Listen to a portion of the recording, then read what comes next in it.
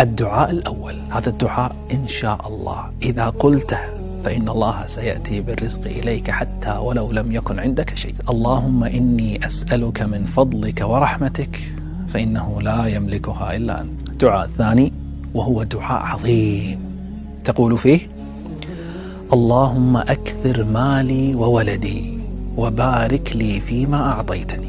الدعاء الثالث دعاء جميل وهو موجود في وسط الصلاة، قليل من الناس من يستعمله، ولو فعلوا لزاد رزقهم ولكنهم يغفلون عنه، مع أنها واردة عن النبي صلى الله عليه وسلم بين السجدتين، وهي: اللهم اغفر لي وارحمني واهدني وعافني وارزقني. فإذا جعلت هذا في صلاتك في كل يوم فإن هذا أقرب أن يزيد رزقك، ولكن كثيرا من الناس يغفل عن هذه الرواية. اتركك الآن مع أدعية الرزق التي جمعناها لك اليوم، احفظها، وإن شئت صور